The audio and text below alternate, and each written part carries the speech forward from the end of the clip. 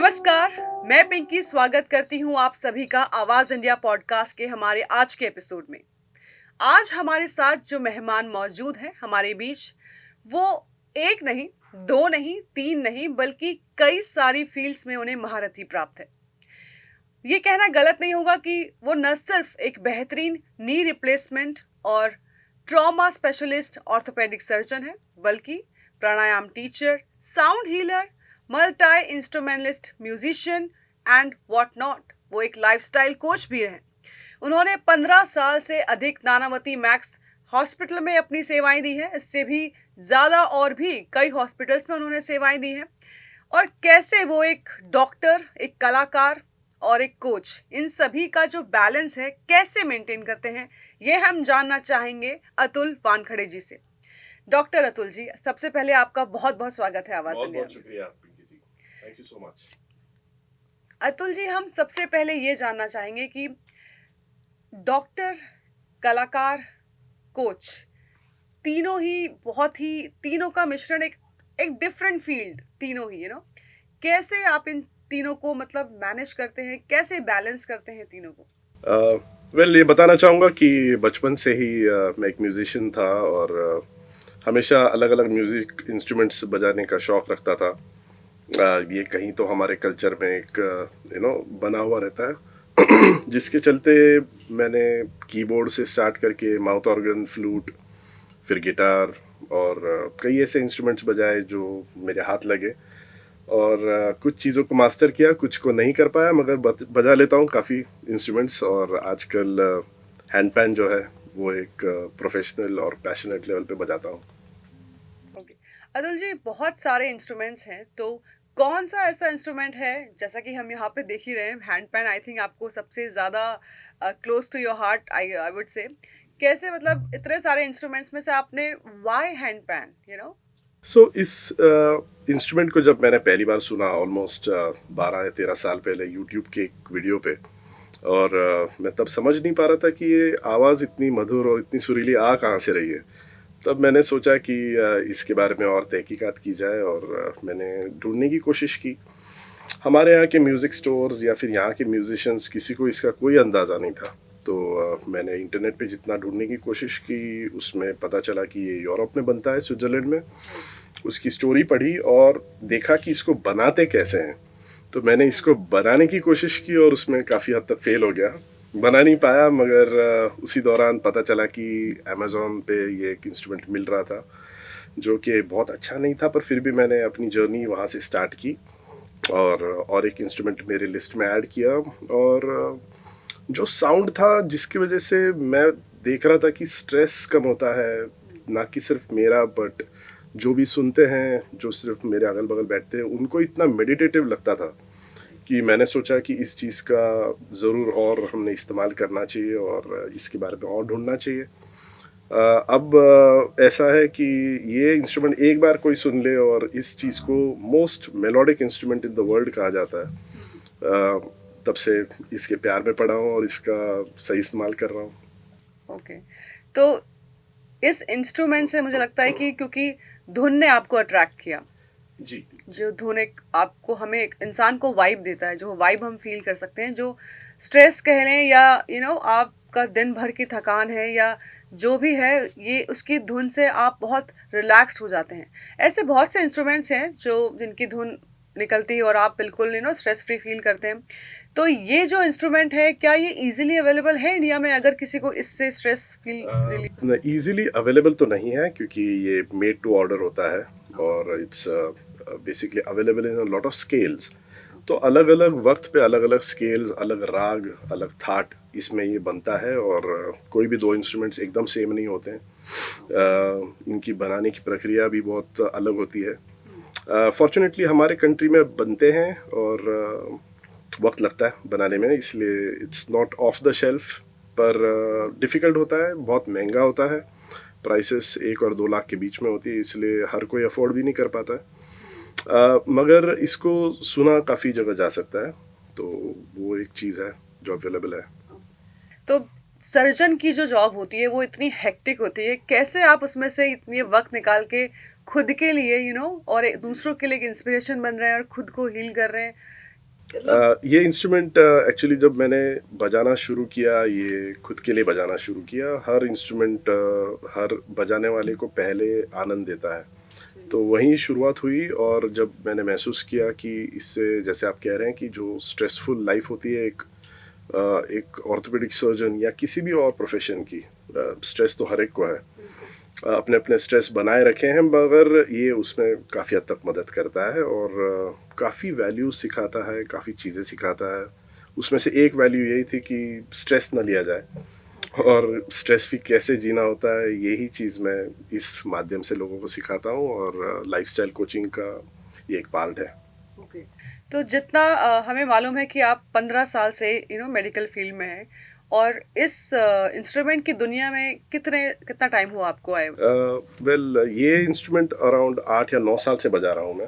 Okay. और इसकी जो बजाने की प्रक्रिया है वो जैसे इवॉल्व होता है, एक जर्नी होती है, उस जर्नी में मैं अभी भी हूँ। मैं परफेक्ट तो नहीं हूँ, कोई भी नहीं होता, मगर मैं जैसे बजा लेता हूँ वैसे मेरे ख्याल से मैं पसंद करता हूँ, लोग भी पसंद करते हैं।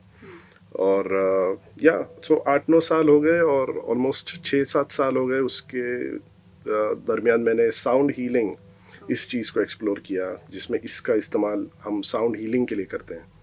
ओके।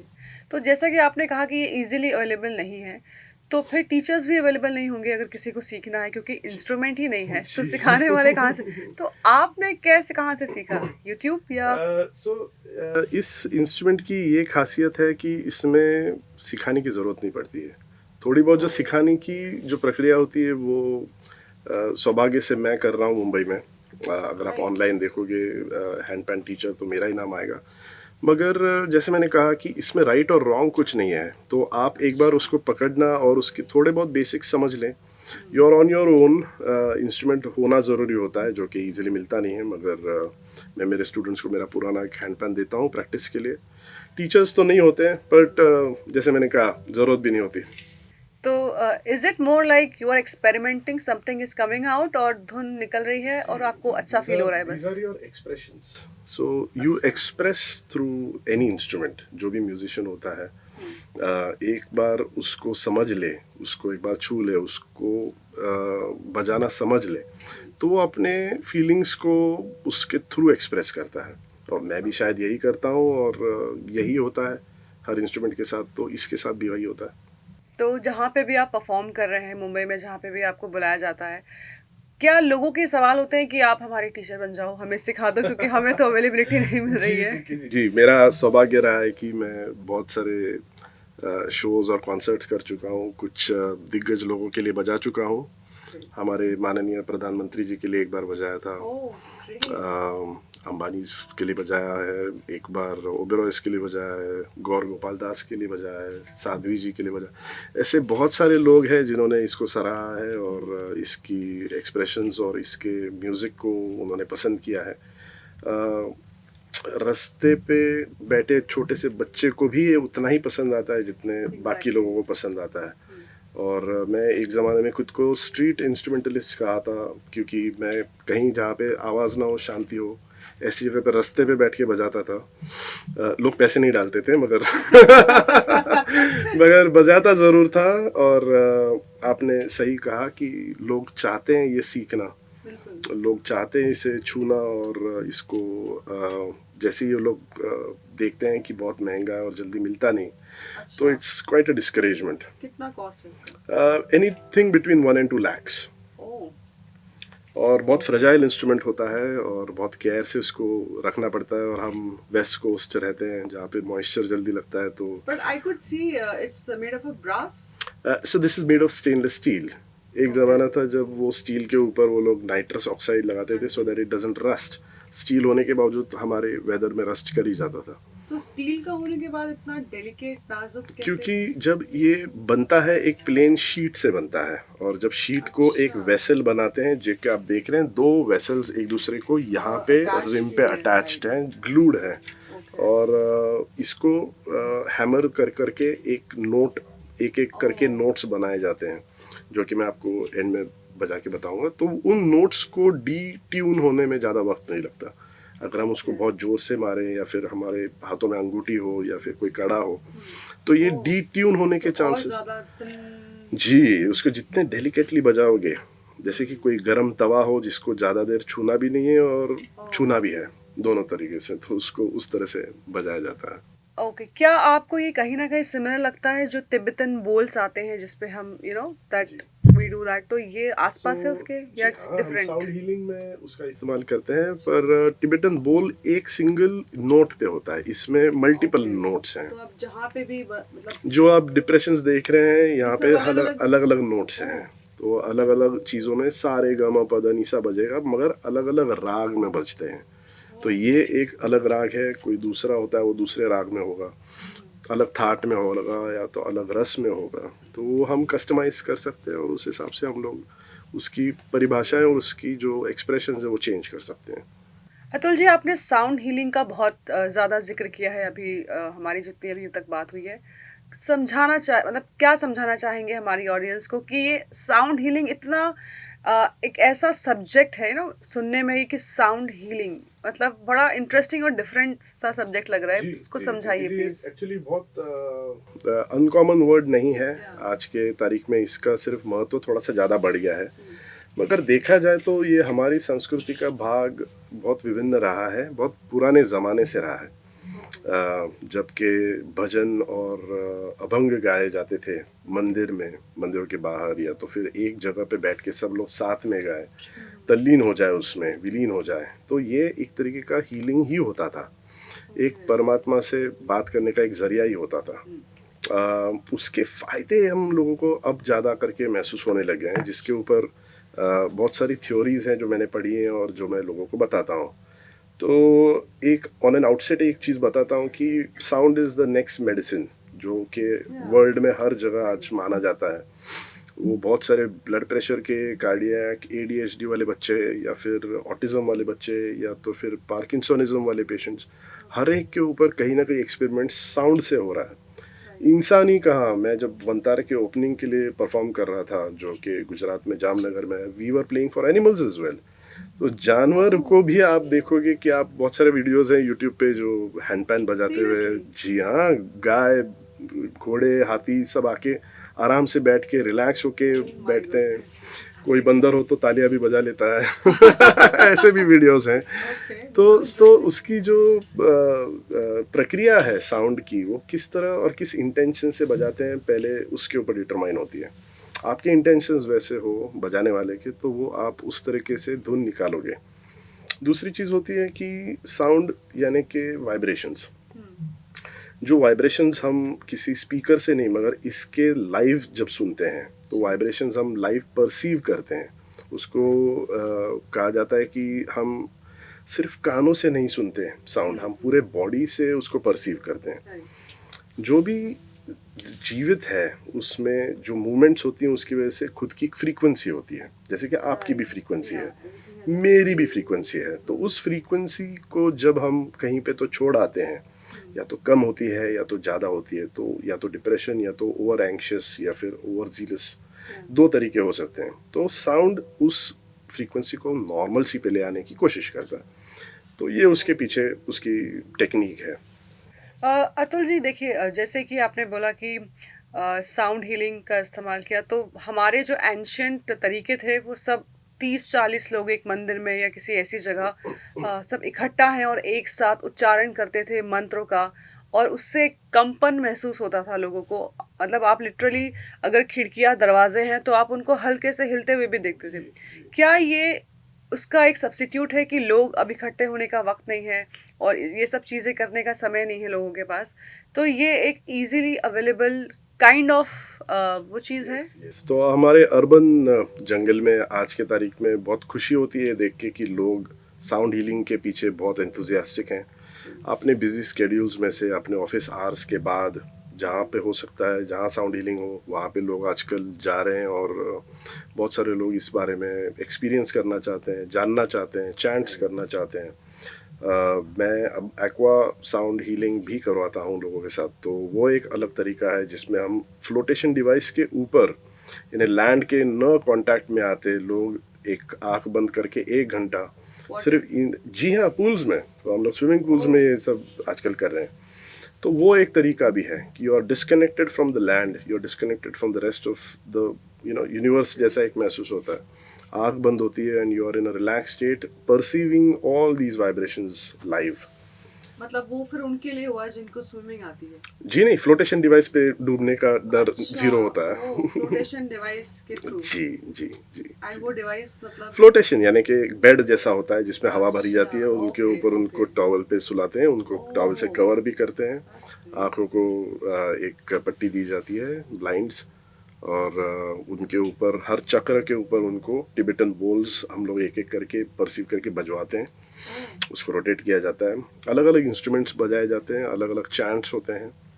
दिन के कौन से वक्त में कौन सा चैंट करना होता है, इसके ऊपर भी हम काफ़ी वर्क करते हैं।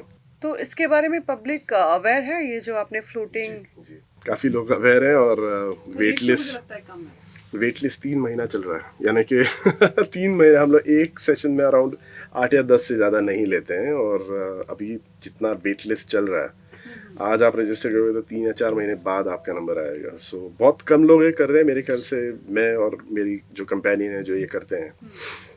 ये इंस्टाग्राम पे ऑफ कोर्स अवेलेबल है। तो is it happening only in Mumbai or? We are the first people in this country who are doing this. Yes, जी हाँ, जी हाँ, जी हाँ, करेंगे। आपके माध्यम से हम लोगों को बताना चाहेंगे कि हमारे मुंबई शहर में ये एक्वा साउंड, बिल्कुल मैं और आपके साथ ये सब चीज़ें शेयर करूंगा। आप आपके श्रोताओं को इस बारे में ज़रूर बताइए। वक्त हो चला है आवाज इंडिया में एक छोटे से ब्रेक का, आप बने रहिए।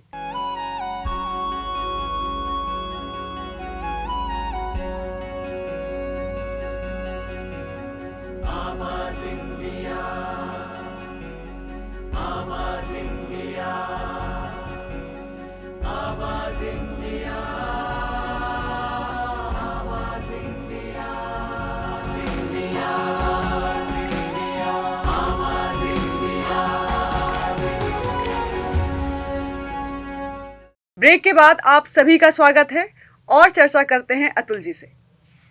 तो म्यूजिक इंस्ट्रूमेंट और ये प्राणायाम टीचर भी मैंने सुना है आप हैं।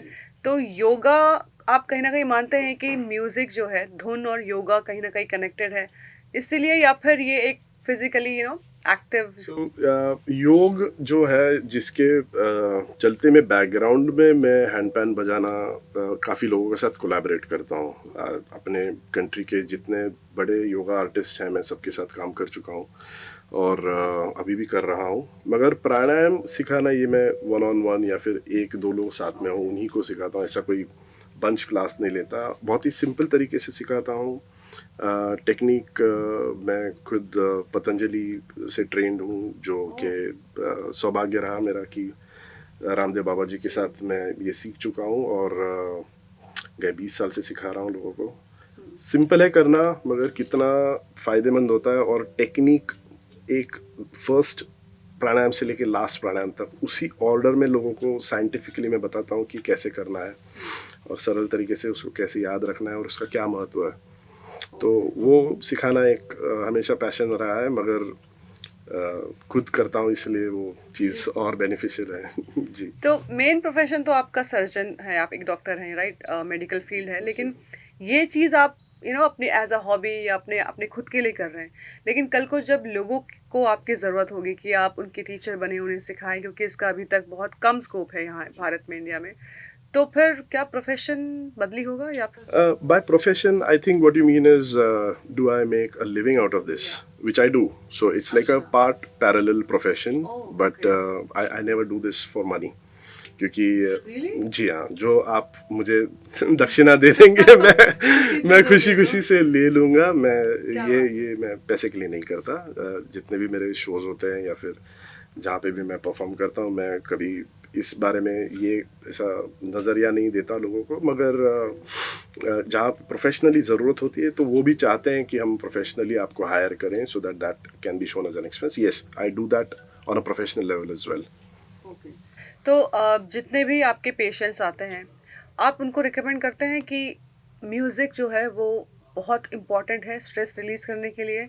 आज की जो इस कदर मेंटल हेल्थ जो है उसके लिए तो बहुत ज़्यादा मतलब हर किसी के लिए कंपलसरी होना चाहिए, या कुछ ऐसा टिप आप अपने पेशेंट्स को देते हैं? नहीं, मैं किसी चीज़ की कंपल्शन नहीं रखता, मगर मैं लाइफस्टाइल कोच होने के नाते ये ज़रूर देखता हूँ कि कहाँ कमतरता है, किस चीज़ में उनको ज़्यादा या कम चीज़ें हो रही हैं, उस हिसाब से उनको वो चीज़ कस्टमाइज़ करके देता हूँ। और साउंड के बारे में ऑब्वियसली हर एक को पता होता ही है थोड़ा बहुत, किसी को ना किसी को किसी चीज़ की म्यूज़िक की एक चाह ज़रूर होती है। मैं मेरे आपके श्रोताओं को और मेरे पेशेंट्स को और बाकी साउंड हीलर्स जो होते हैं और उनके जो बेनिफिशियरीज होते हैं उनको एक बात ज़रूर याद दिलाता हूँ कि जैसे बचपन में हमारी माँ की लोरी आज भी इस उम्र में हमें सुनाई जाए तो उतना ही काम हो जाता है हमारा माइंड, आज भी उस गोद में हम उतनी ही सुकून से सो सकते हैं। तो that is nothing short of a best example for sound healing. जो माँ का आवाज़ होता है जिसके सुनने से हमें इतना सुकून मिल सकता है, वो चीज़ क्या आपको लगता है ब्लड प्रेशर या डायबिटीज़ ठीक नहीं कर सकता? बिल्कुल कर सकता है। तो ये स्ट्रेस कम करने के पीछे लॉन्ग रन में जब आप देखेंगे तब ये ज़रूर काम करता है। तो यही कुछ तरीके होते हैं, पर मैं किसी चीज़ का कोई कंपल्शन नहीं रखता, मगर पेशेंट्स को जब लगता है, महसूस होता है कि और सब चीज़ें कर चुके हैं, तो मैं ये ज़रूर रेकमेंड करता हूँ। तो कितना वक्त निकालते हैं आप, मतलब हफ्ते में कोई एक डे डिसाइड है कि मुझे इसके लिए ये इतना टाइम जी, या दिन देना है? मेरा ऑर्थोपेडिक काम सवेरे 5:30 बजे शुरू करता हूँ। मेरे ऑपरेशंस जो होते हैं सवेरे 5:30 बजे शुरू होते हैं, बाय 8:30-9 बजे तक ख़त्म होते हैं। मेरी ओपीडी जो होती है दोपहर तक ख़त्म होती है, और फिर से एक दो घंटा शाम को निकाल लेता हूँ। उसके बाद मैं फ्री हूँ, जो मैं करना चाहूँ वो तो ये भी उतना ही पैशनेट है जितना ऑर्थोपेडिक्स है। So I think I spend enough time doing what I like. Everybody should do that. मेरे ख्याल से ये चीज़ लैक हो रही है आज की तारीख में, कि हम किसी एक चीज़ के पीछे, जैसे कि काम और पैसा, इसके पीछे दौड़ तो रहे हैं, मगर वो क्या उतनी खुशी देता है जो कि बाकी हमारे पैशंस दे सकते हैं? अगर आपका वर्क आपका पैशन है तो फिर नथिंग लाइक इट। देखिए, जैसा कि हम हमेशा से देखते आए हैं कि जो म्यूज़िक है, वो हमेशा से इंसान के लिए एक बहुत इम्पोर्टेंट पार्ट रहा है when it comes to lot of hassles हो रहे हैं, बहुत कुछ कैओटिक चीज़ें चल रही हैं, सिचुएशंस हैं, तो हम मतलब कान में हेडफोन्स लगाए या म्यूज़िक सुना और सडनली हम बहुत रिलैक्स्ड फील करने लगते हैं। आप ऐसा मानते हैं कि आने वाले समय में या अभी जो सिचुएशन चल रही है, सिनेरियो चल रहा है, वहाँ पे इस चीज़ को कंपलसरी कर देना चाहिए, whether it's a school, college, की भाई एक म्यूजिक का session with any of your favourite instrument, this should be a compulsion? जब आप कंपल्शन करने जाते हैं किसी चीज़ को तो आप कंट्रोल करना चाहते हैं। मेरे ख्याल से this should come as a non compulsive thing. आप स्कूलों में, कॉलेजेस में एग्ज़ाम्स लेना बंद कर दो, मेरे ख्याल से बच्चे और अच्छे से और खुशी से पढ़ेंगे। सेम अबाउट म्यूज़िक, अगर आप उनको चॉइस दो और उनको पसंद है तो I am sure back benchers भी अच्छे ड्रम बजा ही लेंगे, और जिसको अगर इच्छा है तो वो ज़रूर परस्यू करे। अगर और एक सब्जेक्ट आप ऐड करके कंपल्सन करोगे, कंपल्शन में मुझे नहीं लगता अच्छा म्यूज़िक बनेगा। पर डोंट यू थिंक कि कुछ चीज़ें जो है हमारे बीइंग एन इंडियन, वो अगर आप कंपल्शन करोगे तो ही वो चीज़ सीखी जाएगी, वरना वो नहीं, ढीठ चमड़ी होते हैं ना, कि इंडियंस तो ढीठ चमड़ी है, इनके साथ जबरदस्ती करोगे नहीं तो ही नहीं शायद सीख नहीं, जाए। मेरा परसेप्शन इंडियंस के बारे में इनफैक्ट एकदम उल्टा है, कि हम तो इतने पैशनेट और इतने दिल वाले लोग हैं कि अगर हमने मन बना लिया तो हम लोग ज़रूर वही करते रह जाएंगे, भले उसमें से आमदनी मिले ना मिले।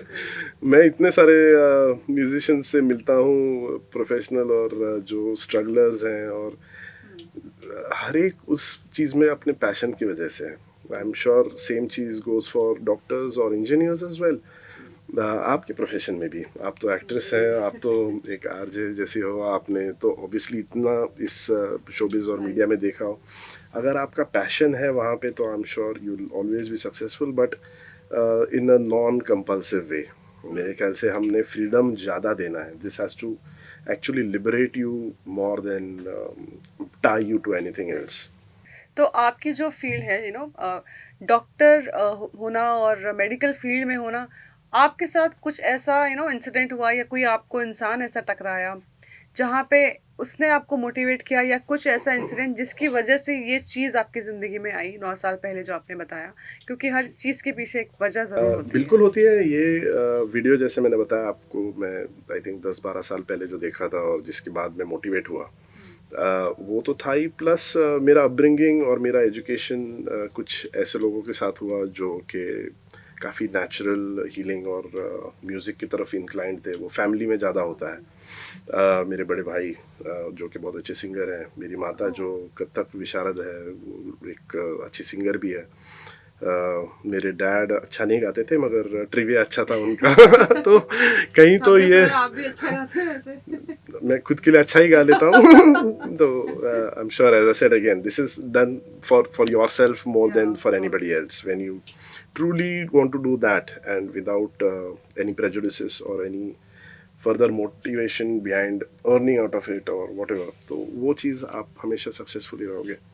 जी, आपसे अभी तक जितनी मेरी बातचीत हुई है, मुझे इतना समझ में आया है कि आप एक उस फैमिली से बिलॉन्ग करते हैं जहाँ कला शुरू से ही रही है, ऐसी जिस सारा भी गया हाँ जी।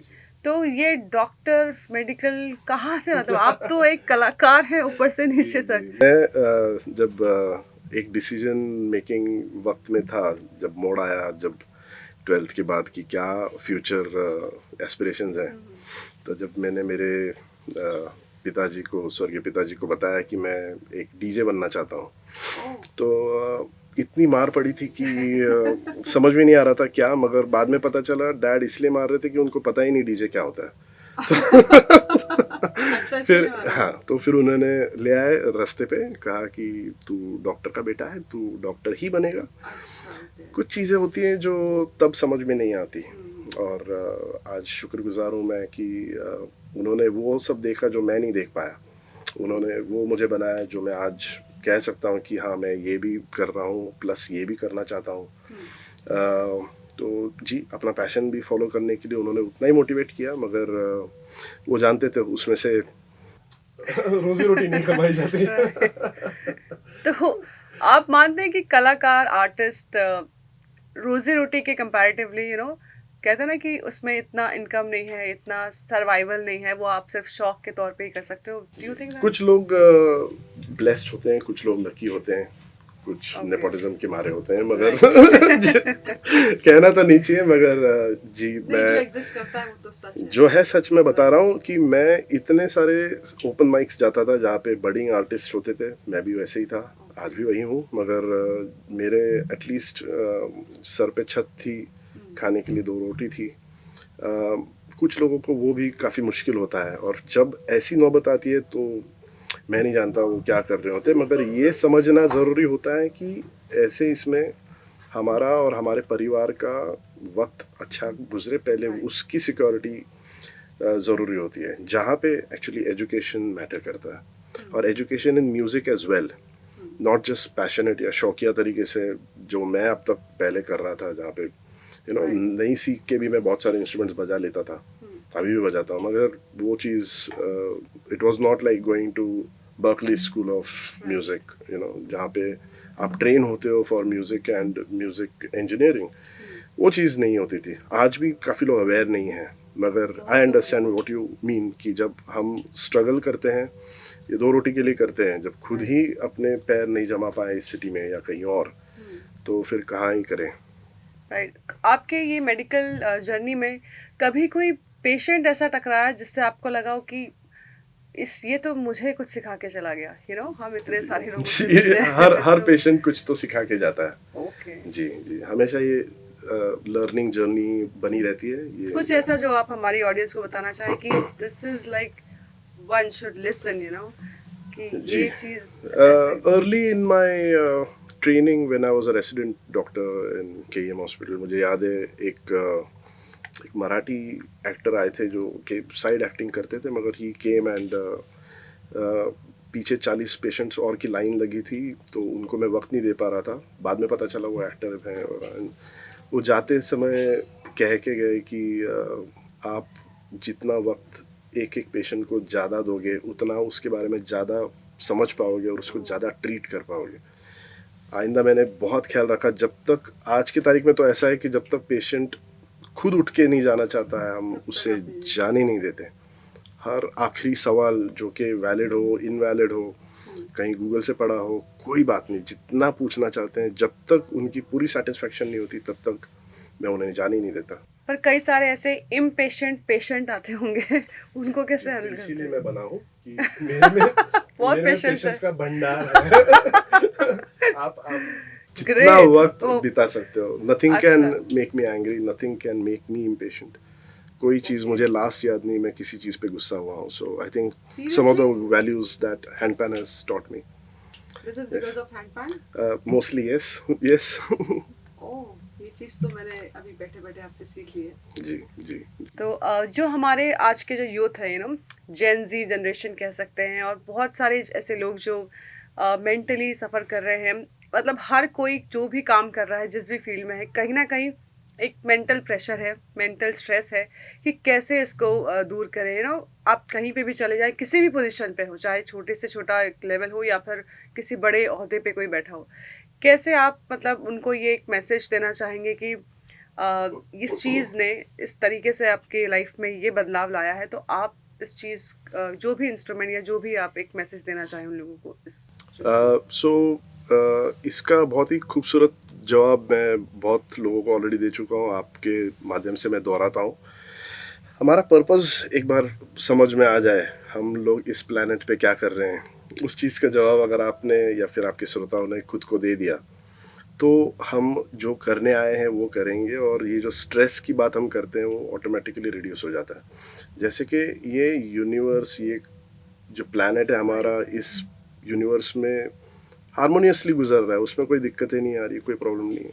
इस प्लैनेट पे हम आए किस लिए, किस कंडीशंस में हमें इस प्लैनेट में जन्म मिला, क्या करने आए हैं, ठीक है। जैसे मैंने मेरा पर्पस समझ लिया कि मेरी बातों से या तो मेरी म्यूज़िक से मैं लोगों को हील करने की इच्छा रखता हूँ, और वो मैं कर रहा हूँ। मेरे एजुकेशन से मैं उसको मैं ठीक कर सकता हूँ, मेरे ऑर्थोपेडिक स्किल से मैं लोगों को फ्रैक्चर्स और उनके जॉइंट्स को बचा सकता हूँ या तो उनको रिप्लेस कर सकता हूँ। आई एम श्योर हर एक ने अपना पर्पस कुछ तो सोचा होगा, या तो बनाया होगा, या तो फिर अभी भी जर्नी में होंगे ढूंढने के लिए। बार वो पता चल जाए, वो करिए, उसको फॉलो करिए, अपना धर्म का पालन करिए, सबसे प्यार करिए। मेरे ख्याल से स्ट्रेस की कोई जगह और गुंजाइश बचती नहीं है, मगर जो बचती है उसको फिर टैकल करना भी ये वक्त सिखाई देता है, उस वक्त को सिर्फ आने देना होता है। इसलिए आपके श्रोताओं को यही मैसेज है कि स्ट्रेस ना लें, हर चीज़ अच्छी बुरी जो है गुजर जाती है, ज़्यादा वक्त रहती नहीं है, मगर शांतिपूर्वक और अच्छे से, प्यार से, काइंडनेस से ये चीज़ें सॉल्व होती हैं। तो आप मानते हैं कि कुछ ना कुछ इंस्ट्रूमेंट या म्यूजिक से कनेक्टेड रहना ज़रूरी है ताकि आपको ये कुछ तो होता है। कुछ लोगों को स्पोर्ट्स पसंद होते हैं, तो ये जगह जो हम म्यूज़िक की बना रहे हैं, मेरे लिए एटलीस्ट जो म्यूज़िक है वो कुछ लोगों के लिए स्पोर्ट्स हो सकती है, कुछ लोगों के लिए रीडिंग हो सकती है, कुछ लोगों किसी एक्टिविटी में इन्वॉल्व होना ज़रूरी है। हाँ, और सोशली रहना ज़रूरी है। जो ज़्यादा अकेला या फिर एकदम इंट्रोवर्टेड हो जाए, या फिर सोसाइटी, या तो वी आर सोशल जो एनिमल्स अपने आप में रहते हैं, ज़्यादा जी, घुलते कनेक्ट होते मिलते रहना ज़रूरी है। The more we connect, the more we understand life, the more we understand people, the more we understand places. तो ये करते रहना ज़रूरी है, लोगों से जुड़े रहें, और नए लोग बनाएं अपने ज़िंदगी में, और लोगों को खुशियाँ बांटें, और we like to be kind, so make sure that we are kind to everybody. एक सवाल मेरे जहन में बहुत देर से घूम रहा है, क्योंकि जो भी स्टेट से कोई भी किसी भी स्टेट से हो, उनके एक्सेंट में वो लैंग्वेज का थोड़ा बहुत टच रहता है, जी। और कहीं ना कहीं दूसरी लैंग्वेज होती है, चाहे वो हिंदी है या थोड़ा बहुत। आपकी इतनी शुद्ध हिंदी कैसे है? मतलब बीइंग अ महाराष्ट्रियन, जी। आप इतनी शुद्ध हिंदी के शब्दों का इस्तेमाल कर रहे हैं, and then English and then Marathi also. जी, हाउ कम? स्कूल में पढ़ाया जाता था, बहुत अच्छे मार्क्स नहीं मिलते थे, पर हमारे टीचर बहुत अच्छे थे। Oh really? जी। तो मैं तो टीचर को थैंक्स बोलना चाहूंगी कि उन्होंने इतनी शुद्ध जी, हिंदी। मेरे सभी गुरुओं को चरण स्पर्श प्रणाम, और आपको भी, आप भी कुछ सिखा के ही जा रही हैं। बिल्कुल बिल्कुल, हर हर वक्त कुछ ना कुछ नया सीख ही रहे हैं, नहीं भी सीख रहे हैं तो भी कोई बात नहीं। हम यहाँ पे हमेशा कुछ सीखने के लिए ही आए, ऐसी कोई बात नहीं, but live a nice life, that is what I am doing. Atul ji, एक आखिरी सवाल जाते जाते मैं बस यही आपसे जानना चाहूंगी कि एक आखिरी मैसेज सभी लोगों के लिए, कोई भी एज में हो, जो भी मतलब इंसान की ज़िंदगी में स्ट्रेस है, या इंसान बहुत जल्दी रिएक्टिव मोड में आ जाता है ना, कोई भी चीज़ बोला और यहाँ से रिएक्शन, तो वो कामनेस की बर्दाश्त करने की क्षमता उन सब के लिए, मतलब एक क्या अपने आप को कैसे काम शांत बना के अपने उस काम में लगे रहे, और लोगों की मतलब आ रहा है पर हमें नहीं लेना है, पिंकी जी, ये क्या एक मैसेज हर है? एक की अपनी जर्नी होती है। मेरे बताने से या मेरे सिखाने से या किसी और गुरु के बताने से नहीं होती है। काफ़ी बार हम उस माहौल से आते हैं जो हम आज हैं, जो अशांत हैं, जो हमेशा गुस्सेले हैं, जिनको कामनेस क्या होती है पता नहीं, वो उनको भी समझना ज़रूरी है, वो क्यों ऐसे हैं। वो हम सामने वाले को जब समझना शुरू करें तब हम उसको एक्सेप्ट करना भी सीखेंगे। वो आज की तारीख में ज़्यादा ज़रूरी है। अगर कोई मैसेज मैं देना चाहूँगा तो यही देना चाहूँगा कि एक दूसरे को एक्सेप्ट करिए, एक दूसरे को समझ लीजिए। अच्छा बुरा कुछ नहीं होता है, अपने अपने नज़रिए होते हैं, मगर गुस्सा थोड़ा कम करिए। और अतुल जी के पास आइए, उनसे जी हाँ, सीखिए। हैंड पैन सुनिए, बिल्कुल Exactly, बिल्कुल उनसे बिल्कुल सीखिए। हैंड पैन सीखिए और समझिए। तो हैंड पैन की बात हो रही है तो क्यों ना आप थोड़ा सा कुछ बजा के हैंड खुशी से, पैन की जी जो जी, धुन है हमारे कानों में भी पड़े। क्यों नहीं, क्यों नहीं।